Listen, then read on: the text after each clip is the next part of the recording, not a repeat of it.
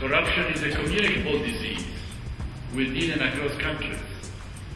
In some places, it's like a pandemic and out of control.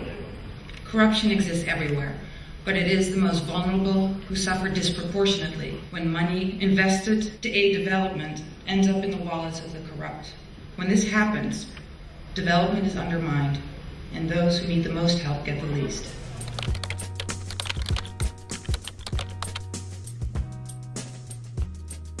Corruption is public enemy number one. We deplore it, we despise it, and we do not tolerate it.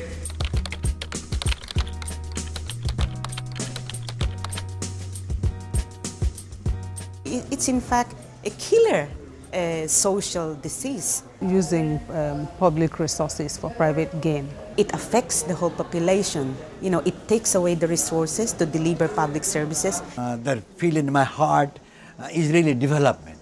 By development, I mean the development of a society, of the country, of the economy in such a way that everyone in the society benefits from it and lives with dignity in an environment of human security. Now, corruption and undemocratic regimes, unaccountable regimes come in the way of achieving that kind of development. And I urge you all to be even more vigilant and hold the public and the private sector accountable to high standards.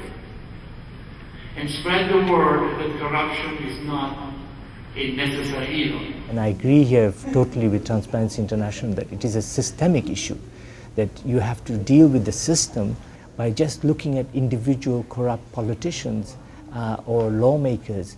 I don't think we can address it or make it sustainable.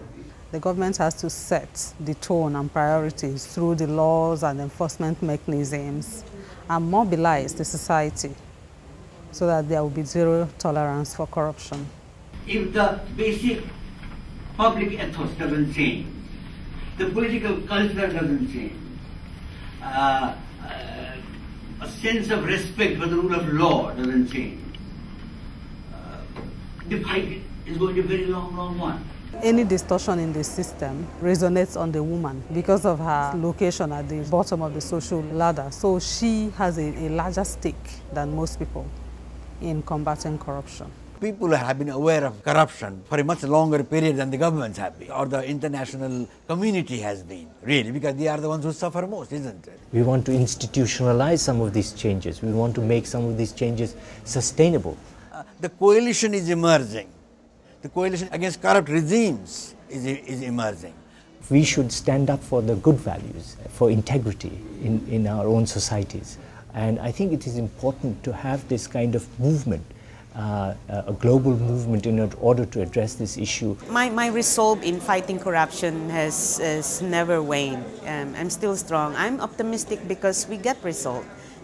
Nobody working in the anti-corruption field can be anything but an optimist.